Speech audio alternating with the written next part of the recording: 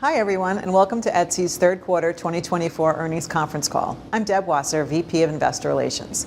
Today's prepared remarks have been pre-recorded. Joining me today are Josh Silverman, our CEO, and Rachel Glaser, our CFO.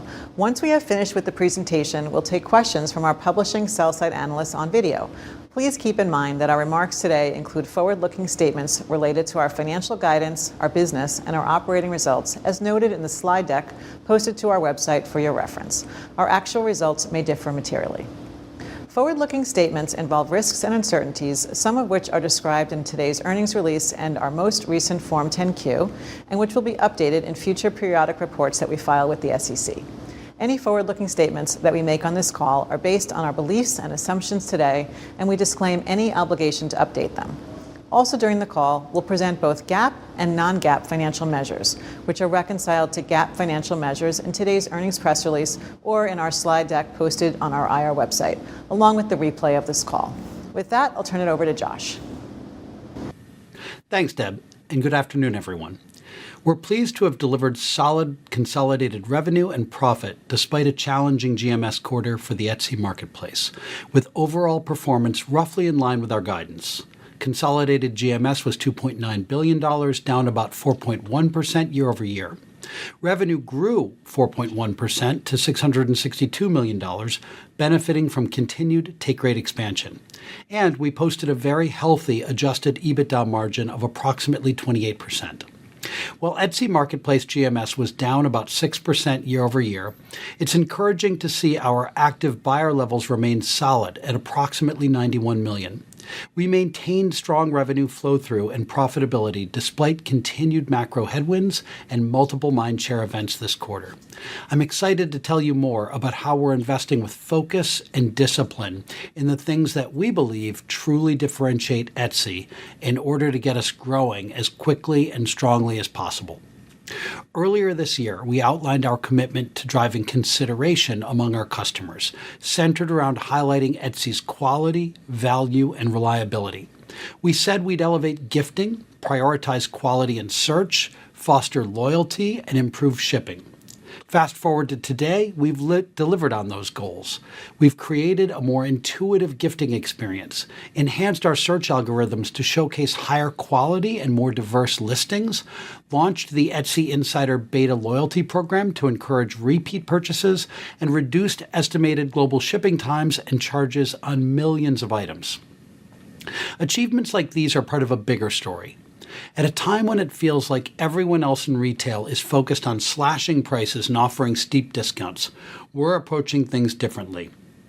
We know that our strength lies not in a race to the bottom. It's simply not who we are. It's not who our sellers are. Instead, we're choosing a different direction, choosing to double down on the things that make Etsy markedly different and markedly better as the best path to restarting our growth engine. And so far this year, I believe we've done more to holistically improve the customer experience than in any other year in my tenure. A lot of this work has been foundational in nature. Throughout the year, you've heard us talk about our journey to evolve from a historical focus on in-period conversion and incremental GMS banking to infuse engagement and better customer experiences as core metrics of success for our team.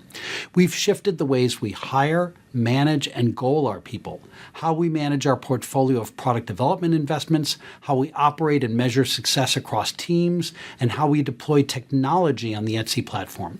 We've moved with urgency, taking the steps that we believe are necessary to build a springboard for future growth, even as there's been some opportunity cost related to these initiatives. Two areas where you'll start to see this shift are within our app and search. For the Etsy app, while it's early days, we've started making real progress. Getting a buyer to download the app increases their lifetime spend on Etsy by at least 40%, yet less than half of our GMS is transacted on the app, so there's tons of untapped potential. We've tasked our teams with revamping the app homepage to dedicate far more screen real estate to inspiring new shopping missions, but to do so without hurting conversion. That alone was a big undertaking, And just in time for the holidays, millions of users now see a dramatically improved experience with a 33% reduction in what we call rear view mirror impressions when we show you items influenced by your past shopping missions. Instead, we're using that real estate to offer fresh, exciting shopping inspiration, perfect for those who arrive without a clear idea of exactly what they're looking for. We also stepped up efforts to secure incremental app downloads by increasing the rate at which we intervened in mobile web visits, prompting more shoppers to download the app mid-journey. We're willing to briefly interrupt a shopper's current mission to promote better overall experiences. Initial experiments showed these bolder prompts led to incremental lifts in app downloads, which we believe is very promising. For example, in one experiment, we drove 3 million incremental app downloads from placing a prompt on the signed out listing page on mobile web. We're also testing and learning with paid ads to drive downloads while we optimize our presence and placement in the App Store. The other major area where we're building engagement more intentionally is within search. We've historically built our algorithms to help buyers find the specific thing that they're looking for. Now, we're working to also show the wide range of items that we have to offer. To do that, we're taking a three-pronged approach focused on diversity, quality, and agency. Let's touch on each one. Starting with diversity. As you know, our teams are leveraging Gen AI to increase variety in search results, creating a more inspiring and engaging and less repetitive shopping experience. As we shared last quarter, we drastically reduced search results that have identical images. To even further diversify results, we've been casting a wider net to also incorporate items with similar images, not just those that feature exact matches. We're now seeing an approximately 40% reduction in search results where at least a quarter of the listings look alike, and we're working to improve from here.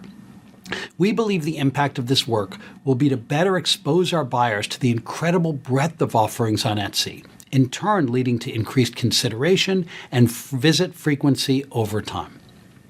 On to quality. This year, we retrained our search algorithms, adding indicators of high caliber listings, like having a shipping charge that aligns with buyer expectations, providing a return policy, and the shop's level of customer service. We want to not just match you with an item you're likely to buy, but with an overall purchase experience you're likely to love. We're encouraged that our experimentation in these areas appears to be leading to an increase in the number of 4- and 5-star buyer reviews and decreases in both the number of reviews that are 3 stars or lower, as well as the rate at which buyers request refunds. These are great signs that we're doing an even better job delivering consistently delightful buying experiences on Etsy, which we believe ought to lead to more purchase frequency and even better word of mouth.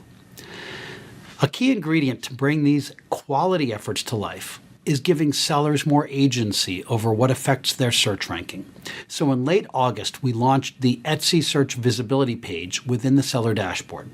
This new page features tailored actions sellers can take to improve their position in search, such as listing image quality and quantity, return policies, message response times, and shipping charges for domestic listings. As sellers make these changes, they'll have the ability to track improvements in real time. In one example of this work in action, since launch, sellers have lowered shipping charges on approximately 2.5 million items to better meet buyer expectations. In fact, we've already seen excellent overall uptake in sellers taking an action that we've suggested, beating our internal adoption target by approximately 60%. We're positioning ourselves to evolve from being the place you come after you know exactly what you want and haven't been able to find it elsewhere, to also being the place you come early on for inspiration and to discover what you want in the first place. Connected to our focus on highlighting what makes Etsy different and special, in July, we introduced creativity standards to help fortify our position as the marketplace for original items from real people. We pulled these creativity standards through to the shopping experience, adding descriptors for each item to underscore the role the seller played in making or designing that item and to show buyers why what they're seeing belongs on Etsy. We spent much of the third quarter refining label accuracy and are continuing to explore how to highlight them to buyers in areas like search, discovery, and new marketing experiences. This effort, involving dozens of product development and marketing staff, exemplifies this year's shift towards long-term customer experience improvements, prioritizing fundamental changes that will benefit Etsy in the long run rather than focusing primarily on short-term metrics like conversion rate and GMS. These updates were accompanied by what I consider to be our most profoundly human marketing campaign to date, featuring real Etsy sellers in the throes of creating their bespoke items.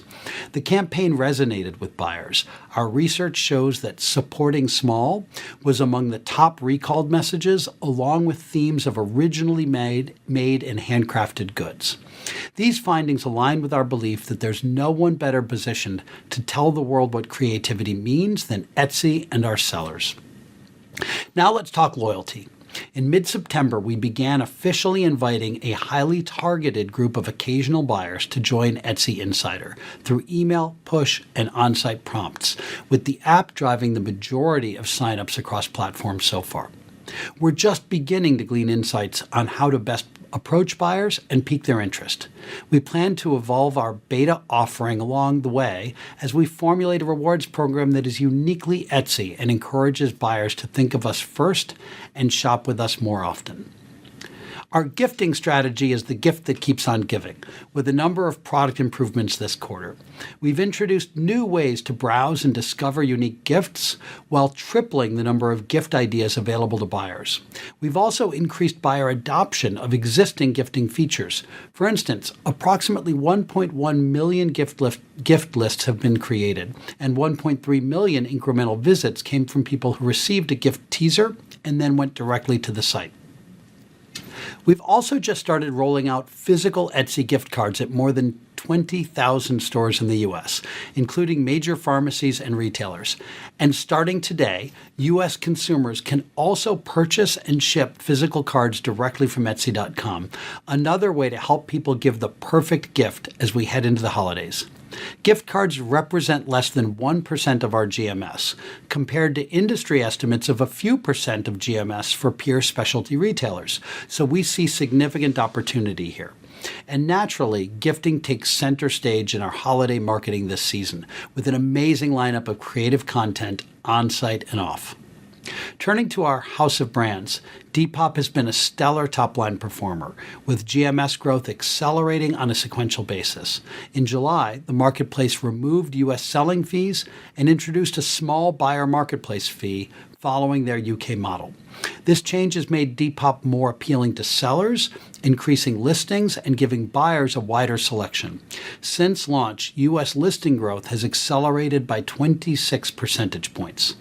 And in August, Depop rolled out its biggest ever U.S. marketing campaign, amplifying the no selling fees proposition to more than 70 million people, building on its position of strength as a market share gainer in U.S. resale. On Reverb, used music gear sales growth in the U.S. continues to outpace new gear sales, and outlet and exclusive music gear is seeing double-digit year-over-year growth. In August, Reverb partnered with Fender, one of the world's leading guitar manufacturers, to launch Fender Certified Pre-Owned on Reverb, helping musicians access affordable, pre-owned music gear directly from a trusted brand. Reverb continued to focus on operational efficiencies to drive profitability and value-added services for its community. In closing, I'm extremely proud of the progress we've made so far this year to make Etsy even more differentiated. Our right to win is more important than ever as we work to restart our long-term growth flywheel by shifting our energy towards cohesive, engaging experiences. While the rest of the world is obsessed with discounts and promotions, we're obsessed with making our customer experience even better, with making Etsy even more Etsy. In doing so, we make good on our promise to keep commerce human. While the tide is out right now for discretionary products, we're hard at work ensuring our boat is large and strong, ready to sail even further and faster as the tide comes in. Thanks, Josh, and thank you for joining our call. My commentary today will cover consolidated financial results, key drivers of performance, and Etsy Marketplace standalone results where appropriate. As a reminder, we divested Elo7 on August 10th, 2023, so please take that into consideration when you compare year-over-year consolidated results. Etsy's third quarter 2024 consolidated GMS was $2.9 billion, down approximately 4.1% year-over-year, with a 30 basis point FX tailwind. Etsy Marketplace GMS was down 6% year-over-year.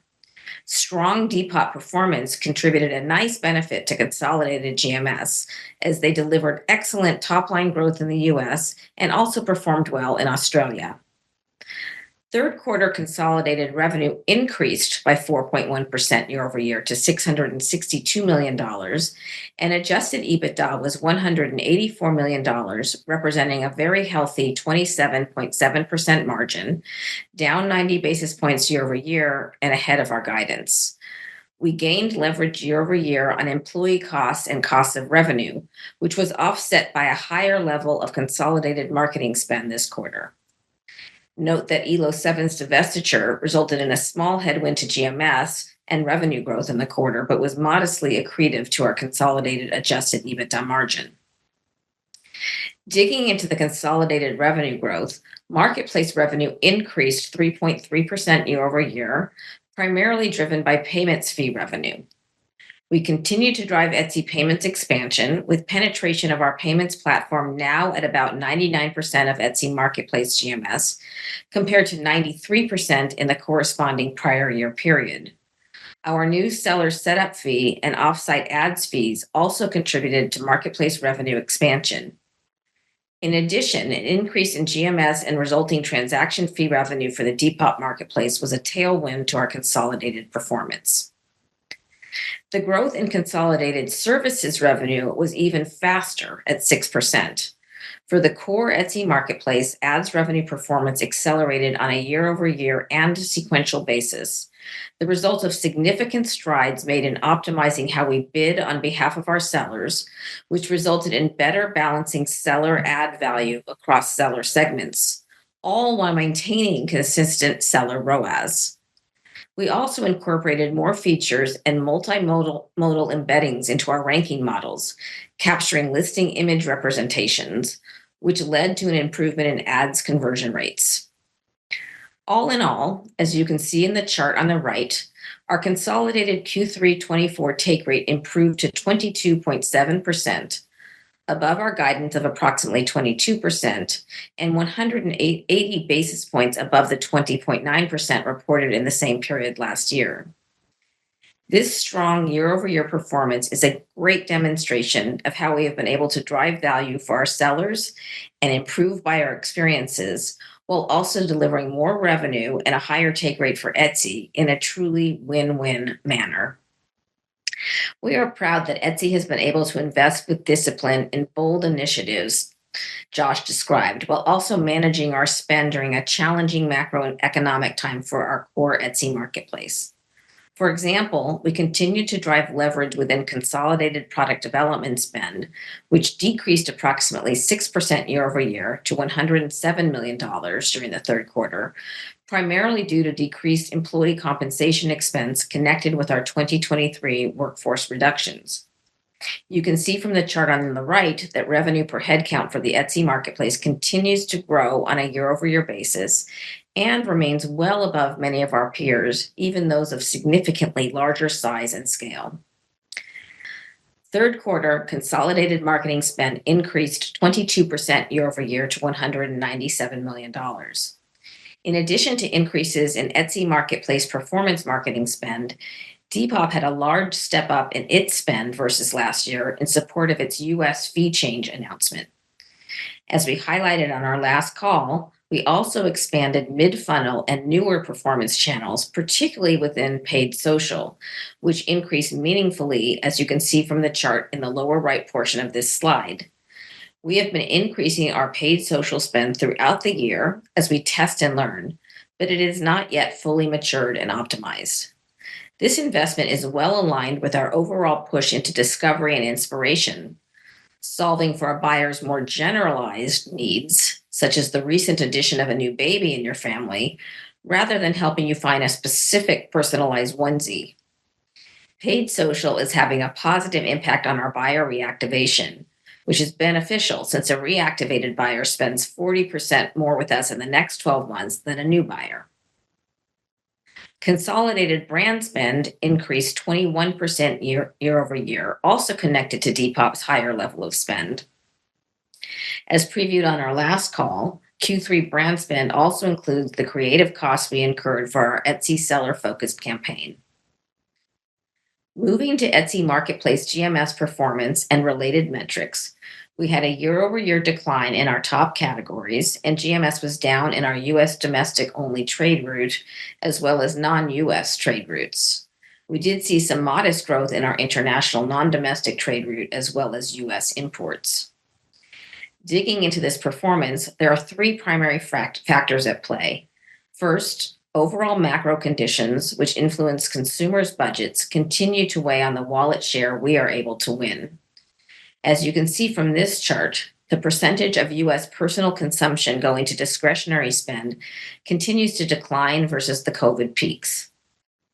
Second, there were a few discrete mindshare events during the quarter, which we believe created additional headwinds for our business. These included general elections in the UK and France, a host of major sporting events, including European football, the highly popular Olympics, events tied to U.S. politics and the general election, and Hurricane Helene at the end of September. And third, as Josh described, we've really focused on shoring up the core Etsy marketplace, leaning into item quality and making sure we have a great cohesive experience, especially in the app. These are pretty large shifts in how we run the company, and they're putting some pressure on in-session conversion and creating some modest headwinds to GMS. That said, we are pleased to have been able to drive some pockets of GMS strength in the quarter. Our focus on making Etsy the destination for gifting again resulted in site-wide GMS growth, albeit not as strong as experienced in the second quarter, which featured very important calendar-driven holiday gifting occasions such as Mother's Day and Father's Day. To help fill in such gaps, we will continue to focus on driving more evergreen gift purchases, such as for birthdays and anniversaries. We've also seen personalized and customized items continuing to outpace site-wide performance, up 4% year over year, reinforcing one way that our brand can resonate with buyers. And in the US, back-to-school merchandise GMS grew 5% year over year. We have continued to see resilience in our Etsy Marketplace active buyer count, which was approximately 91.2 million, ticking down only slightly on a year-over-year basis. We reactivated over 6 million lapsed buyers in the quarter, up close to 6% year over year.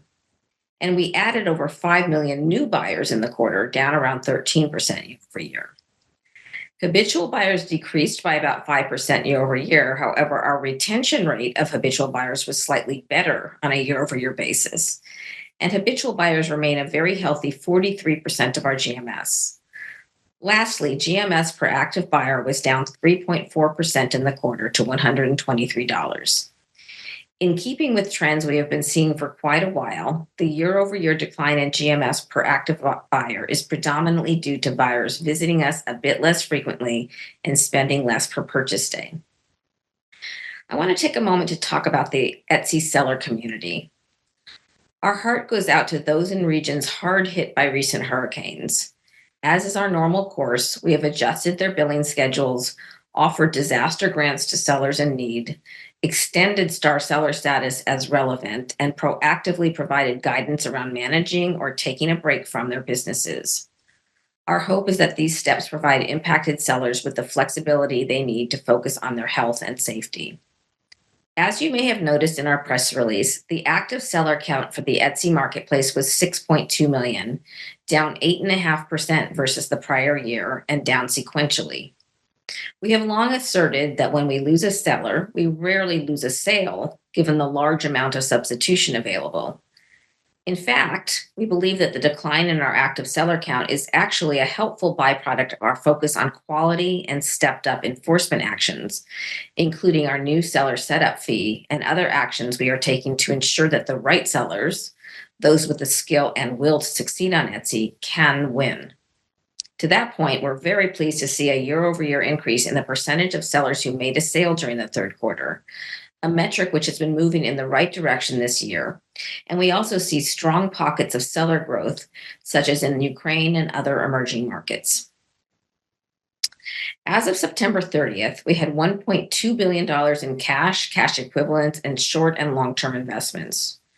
During the third quarter, we repurchased a total of $156 million in stock under our $1 billion June 2023 board authorized repurchase program, of which approximately $260 million remained available as of September 30th. Our capital-light business model allowed us to deliver strong free cash flow this quarter of approximately $204 million. We also continued to convert approximately 90% of adjusted EBITDA to free cash flow on a trailing 12-month basis. Related, our net income was impacted by a non-cash foreign currency loss compared to a non-cash foreign currency gain in the prior year. In addition, earlier today, our board of directors approved a new stock repurchase program authorizing Etsy to repurchase up to an additional $1 billion of our common stock. We see significant value in our shares, and we and our board have confidence in the growth plans we have underway. Given that we have $1.2 billion in cash and generate such strong free cash flow, this new authorization will give us the flexibility to potentially go beyond our already high level of share repurchase. And it's worth noting that these repurchases do not come at the expense of important investments in our business. Turning to our outlook, our guidance is that fourth quarter consolidated GMS will decline in the low to mid-single digit percentage range on a year-over-year basis. We're confident that Etsy is the best we've ever been for holiday gifting, which gives us reason for optimism. We also know there is a lot of pressure on the consumer in our core markets, and they appear to be prioritizing deep discounts and value within tight budgets. Etsy will present gifting front and center, on-site and off, and we will be running cyber sales and highlighting our sellers' great value and highly differentiated product. With that said, our brand stands for special and unique, rather than cheap and deals. One other unknown is how the U.S. general election may impact the consumer psyche or holiday spending trends. Q4 24 consolidated take rate is currently estimated to be 22.3%, up versus the prior year result, but a slight step down from Q3 24, with our normal sequential seasonal trend coming into play, with higher levels of organic GMS in the fourth quarter relative to revenue we earned from Etsy ads in the quarter. Consolidated adjusted EBITDA margin will be in the range of 28 to 29%, ahead of the Q3 24 and prior year Q4 performance. The sequential improvement in adjusted EBITDA can be attributed to seasonal volume and cost efficiencies, as well as Depop scaling back on performance and brand marketing spend after the higher than normal Q3 spend tied to their buyer fee campaign. So, for the full year, using the midpoint of this guidance, we will have withstood a host of stiff macro headwinds, with consolidated GMS down roughly in the low single digits, still driving very respectable growth in revenue, all as we created fair value and fair exchange for our sellers, made critical investments that we believe can reignite future growth, and delivered strong adjusted EBITDA profitability, at least as good, if not better, than our commitment for the year. While we're not satisfied with the lack of GMS expansion, we take comfort that if this is what our business can deliver in an extremely challenging period, the future for Etsy will be bright indeed. Thank you all for your time today. I will now turn the call over to the operator to take your questions. Thank you, Rachel. At this time, if you would like to ask a question, please click on the Raise Hand button, which can be found on the black bar at the bottom of your screen. You may remove yourself from the queue at any time by lowering your hand. When it is your turn, you will hear your name called and receive a message on your screen asking you to be promoted to panelist. Please accept, wait a moment, and once you have been promoted, you may unmute your video and audio and ask your question. As a reminder, we are allowing analysts one question today. We will wait one moment to allow the queue to form. Our first question will come from Nick Jones from JMP Securities. Great. Thanks for taking the question. Could you speak to kind of the leverage you're driving in product development? I think you've pointed out in the past that you're able to do a lot with kind of a relatively lower headcount to other platforms. How do you kind of rank order what you want to invest in, particularly as you kind of eye accelerating GMS growth over time? And should we be thinking about a potential investment cycle at some point as you kind of get your arms around a lot of this new technology and potentially maybe a bigger lift to move the needle more? Thanks. Yeah, thanks, Nick. Great question. And we go through a process at the beginning of the year where we say, at the end of the year, we're going through it right now for next year. What are the customer experiences we really want to uplift that we think are going to translate into more lifetime value, more GMS, and more revenue? And then, we have a top-down, bottoms-up approach to challenge the team with what are your best ideas? And based on the quality of the ideas, we decide how many squads to dedicate to those tasks. And as you know, Nick, the unit of work at Etsy is a squad. It's roughly 8 to 10 people. And so those atomic units can operate really quickly. The velocity is usually really good. So we empower them to, hey, you've got to improve this customer experience by this much in those times. You're right that we are seeing some leverage in product development this year based on the reduction in force that we did last year. We've always believed we've never been a growth at all cost company. We've always believed that scarcity breeds focus and that focus is a great thing. We also care a lot about the productivity of the team and measuring the productivity of the team. This year, as you know, we've decided through the course of the year to invest in some more foundational experiences that we think are really critical to setting up ourselves for growth in the years to come, that are not as focused on getting to grinding out incremental GMS in the quarter. Some examples are adding a Q score to search. That's a really foundational thing that we think is going to drive tremendous improvements in the marketplace and leading to a lot more GMS growth in the future as sellers know what they can do to earn a higher spot in search. And we do a better job pairing customers, not just with products they buy, with products they love. So we think that's a really foundational investment, but it took, months and months of work from multiple squads to be able to do that and have it be GMS neutral. In normal times or in other times, we've really, getting to neutral has not been the goal. Everything has been about incremental. I think on this, a lot of the foundational work we've done this year, and I think we've made a lot of progress on that, we're well positioned next year to have more of the work from our existing squads be additive. The other thing I will say is we are doing some incremental hiring. We continue to be very cautious about that. But for example, making the app the premier experience on Etsy, we decided we don't have enough app engineers. So we are hiring more app engineers. The other place we're seeing tremendous value, and I think there's so much more value creation for us, is machine learning.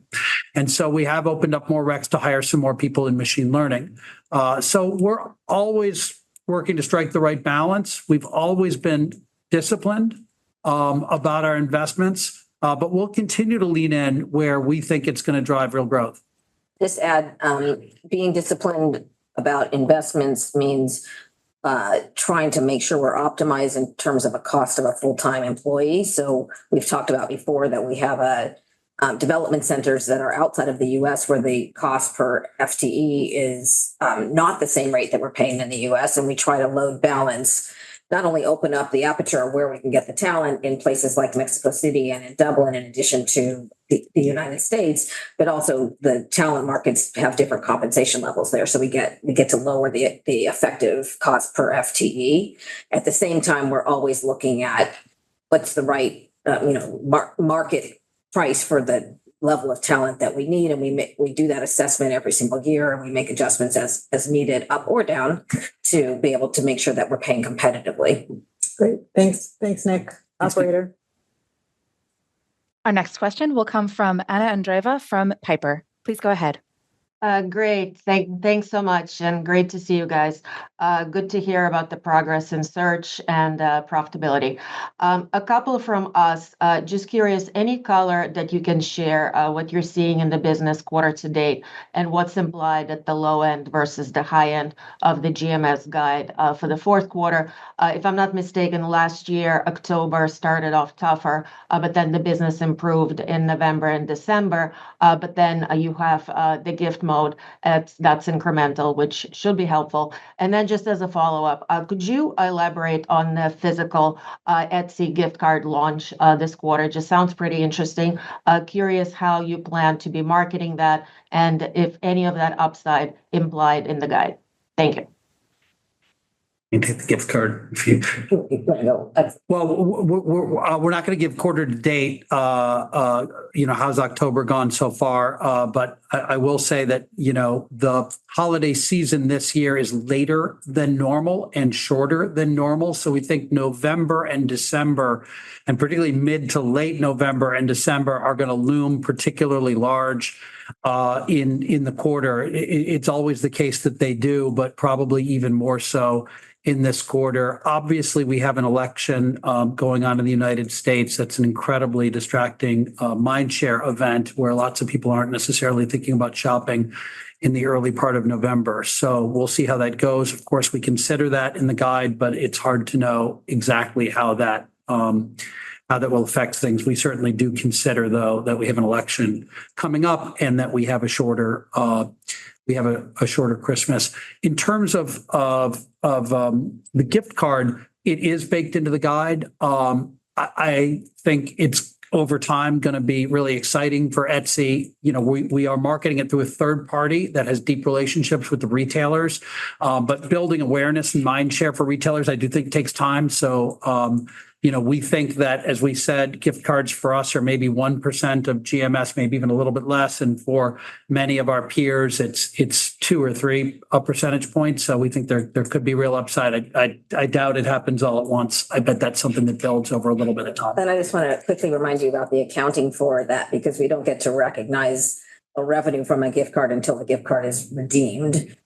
So in some cases, people will get the gift card and redeem immediately. In some cases, it sits in the desk drawer somewhere and it takes time. And then we're recognizing the breakage over some period of time. So it's not a straight sales of gift card to hit the P&L directly.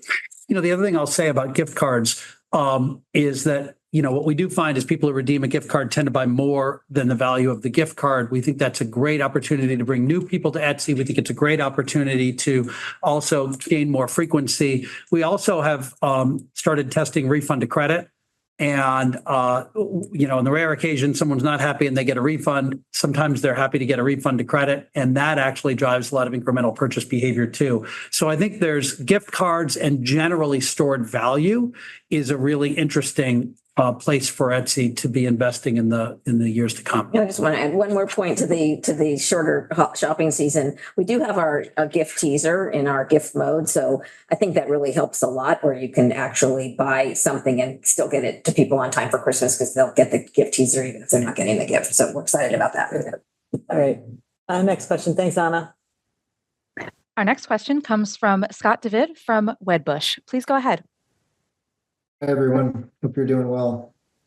I had just one question. I think part of the growth in the business recovering, seems to be related to just the categories at which Etsy sellers do well in, and so that will take care of itself over time. And then you have these initiatives that you're pushing. That when that does happen, can be more stimulative than maybe they are right now. And you talk a bit about gifting, search, and shipping, loyalty, and app. If you were to, look at those 5 categories, if those are the 5 areas, where you're kind of investing to enhance consumer experience in different ways, like what would be the 1 or 2 that really stand out that you think could move the needle? One I'm most excited, normally don't pick amongst your kids and, hedge, but honestly, the thing I'm most excited about is consideration. And the way I'm most excited to build consideration is on the site, in the experience itself. I think we have the opportunity to show people a lot more to inspire new shopping missions in addition to fulfilling the shopping mission that they're already on. And I think that the advances we're seeing in Gen AI are really, really helpful. For example, it is very common for someone to type in wedding cake topper, or cake topper would be a very common search term on Etsy, cake topper. And Gen AI suddenly can understand, aha, cake topper is related to wedding. This person is probably in the process of planning a wedding. That's an interesting context for us to know. And here's 5 other popular things that people planning weddings would also want. And so freeing up screen real estate to not just show people cake toppers, but say, by the way, did you realize that we also can do table stakes, tablescapes, stationery, bridesmaids gifts? And, Gen AI is even good at, if you're at the stage of the wedding where you're buying the cake topper, what are the other things at that stage of wedding planning that are particularly relevant? And I think that the opportunity to just spark new shopping missions in addition to the existing missions that you're on, I think is a huge opportunity. It is requiring us to refactor our use of screen real estate. So that we can make the real estate available to do that. And so, for example, this holiday season, going, on the app, we said that on the homepage, we've got 1/3 more screen real estate leaning into discovery and away from what we call pick up the thread, or recommendations based on the thing you most recently did. It took a lot of work to figure out how to consolidate that pick up the thread without a meaningful loss of conversion. It took a fair amount of iteration to get to flat. But now that we've freed up that screen real estate, I'm really excited about how we can learn to use it to drive a lot more shopping missions. And over time, we've talked for a long time about consideration and having people think of us for more things. The place to really make that work is on the site. And I think we've done a lot of foundational work this year that I'm really excited about. Thanks, Scott. Okay, next one. Our next question will come from Nikhil Devnani from Bernstein. Please go ahead. Hey guys, thanks for taking the question. Josh, it's encouraging to hear the incremental hiring plans. How do you, when you step back big picture, how do you think about the right margin level for Etsy here? Is there room to be more aggressive, even if it means trading off a bit of margin? I feel like we've seen you lean into Depop, and it seems like it's working quite well, even in this macro backdrop. Not that you need to deploy the exact same playbook on seller fees there, but I'm just wondering if that experience is the right inspiration to rethink the margin structure for Etsy and the level of investment intensity for Etsy, if it means the trade-off is a better growth profile and a bigger pool of profit dollars down the road. Thank you. Yeah. We're trying to grow the market cap of the business and thinking about what is going to grow the market cap of the business. And obviously we care about profitability and free cash flow, but we care a lot about growth. And this year we've been investing in a fair number of foundational things that I really believe have been incredibly powerful to position us for future growth.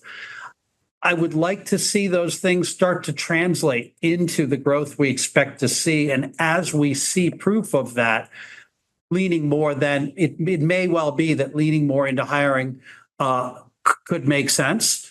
You know us, we are very data driven, and we like to see proof of ROI, at least green shoots, and then invest behind that. I think we're taking a very prudent approach. We do have, a team that is capable of investing in a fair number of things at the same time. That we think that a good number, not too many, not too few, and so we're going to continue to try to strike the right balance here. A few quarters ago, people were worried that maybe we were investing too much. Now people are worried that maybe we're not investing enough, and so maybe we're just the right place. Goldilocks. The other day? Maybe we're Goldilocks. Yeah. There was another question within his question, which was about Depop. Yeah. And how we think about that and the seller fees there, and if that had any relevance. Yeah, I would like to just do a shout out for Depop. If you look at our guide, baked within that is Depop growing more than 30% year over year. GMS at Depop growing more than 30% year over year. I will say the US within that for Depop growing substantially faster than 30% year over year. I think it's really exciting what's going on there. And I think it's a testament to the leadership that team has been providing. I think it is also some validation of the portfolio strategy we've invested in. Been more popular sometimes than others with our investors, but gaining exposure to resale, apparel resale, which we've always thought is a great sector. We're seeing some benefits from that now. And lastly, what we see in the environment right now is it's just exceptionally promotionally driven. And Depop is an opportunity to buy brand name clothing at a relatively deep discount because you're buying them secondhand from someone else. And those kinds of products are the products that we think are really winning in this market where people are so focused on promotions and discounting. So we're really pleased with the work that team is doing and the performance of Depop. And I think it plays into the portfolio that is the Etsy House of Brands. Okay, great. Next question. Our next question will come from Maria Ripps with Canaccord. Please go ahead. Great. Thanks so much for taking my questions. So as you approach your first holiday season with gift mode, what are your expectations for the offering, and how are you measuring success here? Either is it sort of in terms of GMS, in terms of percent of GMS, in terms of number of active buyers? And can you maybe expand a little bit more on what you're doing on the marketing front to drive awareness of this offering? Sure. So we are measuring it based on absolute GMS. We're pleased that in the third quarter, gifting GMS grew substantially faster than the overall marketplace, as it did also in the second quarter. We think that's some validation that the investments we've been making are showing real benefit. And so we've launched some great product features that we think set us up to have the best gifting experience this year. The gift finder has 3 times more gift ideas, 5,000 different gift ideas. The adoption of wish lists and the gift teaser are great, by the way, at a time when the shopping season is shorter. The gift teaser is a great thing for people who are giving gifts more last minute to still have the teaser arrive on time. So we think the investments we're making are great, and you will hear us talk in all of our marketing channels a lot about gifting in the fourth quarter. We have a great above-the-line campaign that launches in just a couple of days that really is focused on seeing someone and your gift being an expression of really seeing that person in a way that we think is super cool and we think you're going to like. Maria, there's one part of your question I just want to clarify. You mentioned active buyers in gift mode, and I think we've talked about that a little bit in the past. We don't track in gift mode if you're a buyer in gift mode. We're just tracking gifting GMS because you can start out in gift mode and then you can actually buy a gift somewhere else on the site. So just wanted to clarify that. Yeah. Our best measure for tracking it is if they select this as a gift for somebody else. Yeah. So engaging with the gift mode is just a part of the funnel, which leads them to other items that they can view and purchase. Exactly. Okay, cool. Next question.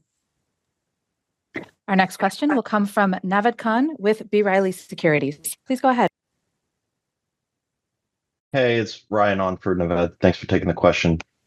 So I wanted to ask on Etsy Insider and the seller reaction to Etsy Insider, and then also initial takeaways, maybe seasonal versus monthly subscription numbers or anything that you can kind of give clarity on. So thanks. We're very early inning. In fact, I think we're in spring training. We're not in the first inning. We're in spring training. We are in the earliest of early days. It's, I think, been live for 6 weeks in a beta that by design was only a limited population of people have been invited to. So we're really trying to learn what happens when shipping price goes away? What's the propensity to want to subscribe to a loyalty program? What are the kinds of value props that make people want to subscribe? What are the economics of that look like? So we are intentionally limiting the population and the uptake so we can have a sandbox, if you will, to play with that. And so we're pleased with how it's launched. I think it's pretty beautiful, pretty well presented. And the sellers are mostly concerned that we don't cause their economics to get worse. So when we did our seller research and our buyer research, they both said we'd love free shipping as long as it doesn't mean that sellers have to have lower margins. So for the buyers, interestingly, and this is one of the wonderful things about Etsy that I think is so different than anywhere else. When we said to buyers, do you want free shipping on it? Or what do you want out of a loyalty program? They said, I want free shipping. That's the thing I want. But I don't want the sellers to have to pay for it. And that's cool. I don't think people are thinking that on eBay or Amazon or other marketplaces. I think it speaks to the real connection between the buyer and the seller. I'll call you back. And the care of the buyer and the seller.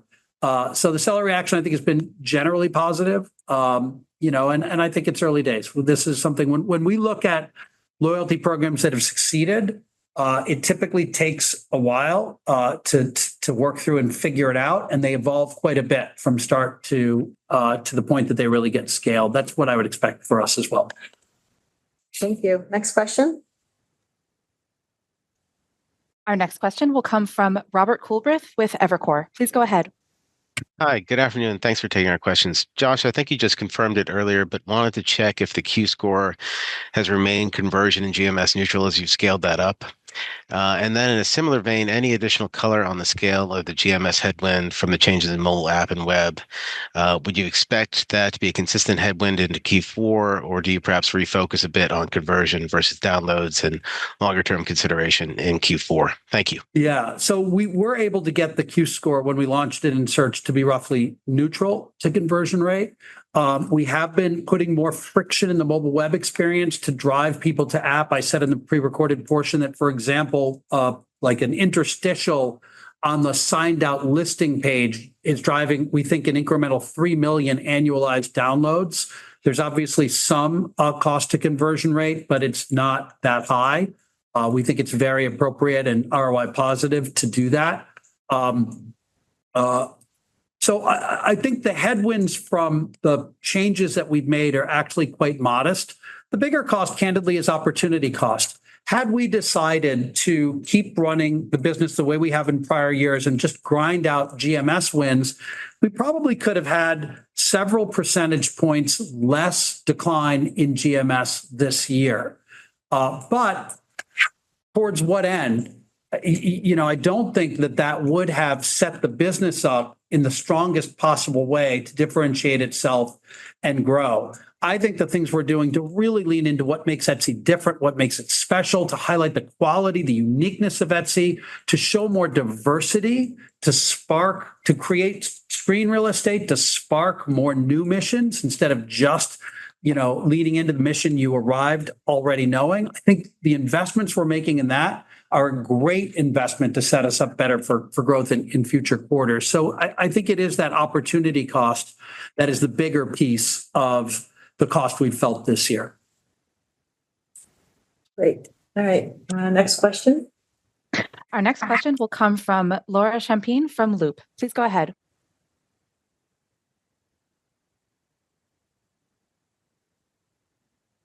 Laura, are you on mute? Laura, your line is open. Feel free to unmute. Okay, we can return. We'll take our next question from Marvin Fong from BTIG.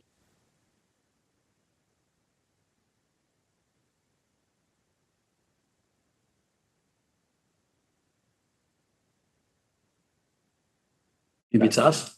All right, please go ahead, Marvin. There. Okay, should show up. There we go. Okay, great. Awesome. Well, thanks for taking my questions. Really appreciate it. Just two quick ones for me. So you gave the category numbers, which always appreciate that. I mean, I know you just give us some whole numbers here, but maybe there was, as I calculated, maybe some small marginal improvement in maybe the home category. But just as a broader question, are you seeing anything different among the different categories in terms of sort of like the pressure on your business, or am I overreading into that? And then second question, just on the buyback, you guys are generating, north of $800 million in free cash flow. So, kind of similar to the buyback, what's sort of the appetite here to, outrun the free cash flow generation and maybe lever up the balance sheet here? Obviously, you guys have called out that you think the stock is, undervalued here.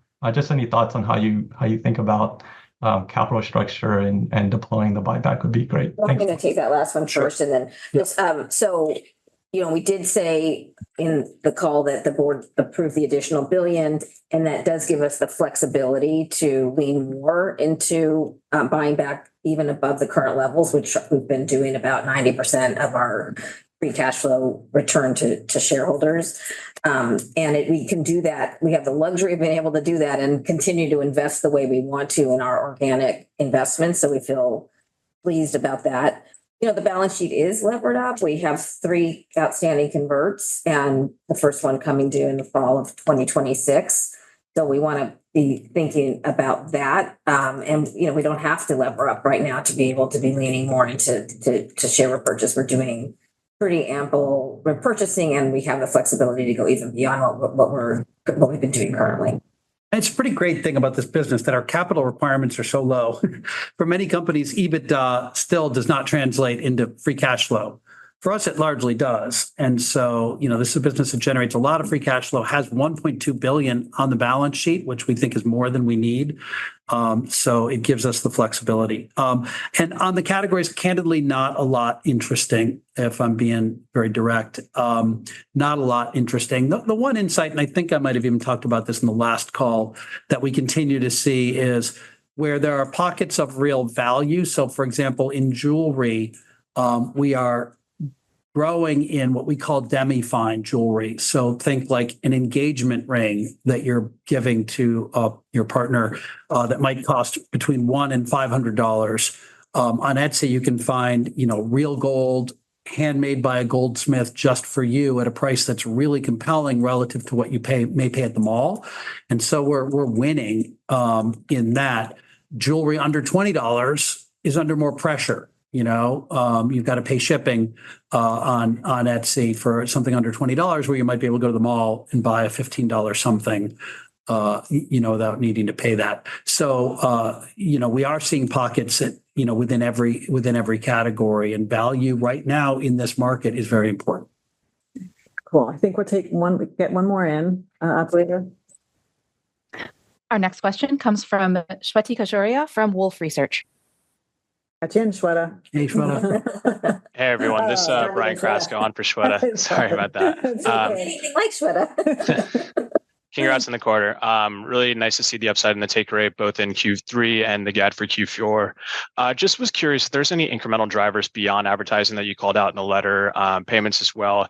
Anything we should consider on the seller side, either with the quality score or other initiatives, and how to think about this into 2025? Thank you for taking the question. Yeah, thanks for the take rate question. What I'm really excited about is we made significant gains in take rate this year. If you look at it through the year, it's like 130 basis points of take rate.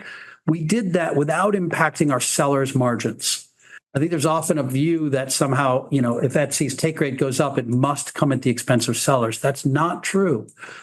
Certainly not this year. We saw payments coverage go up. That means instead of paying some other third-party payments provider, they're paying Etsy instead and having a better experience. Our buyers and sellers are both safer when it runs through Etsy payments, and they're not paying more for that. Etsy ads just got better. We're getting better and better at picking the right ad that a buyer is likely to buy. And so our sellers' ROAS stayed roughly consistent, but Etsy earned more take rate. That's a win-win for everyone because it allows Etsy to go back and invest more in the business without sellers' margins on average being negatively impacted.